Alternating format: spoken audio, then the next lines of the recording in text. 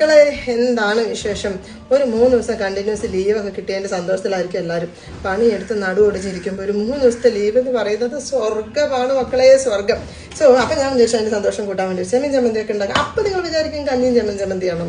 അല്ല, ചെമ്മീൻ ചമ്മന്തിന്റെ, മോരുകറിയുടെ, ബീൻസിപ്പേരിന്റെ, അല്ലറ ചില്ലറ സാധനങ്ങളുടെ ഈ വീഡിയോ അത് പറയാനല്ല.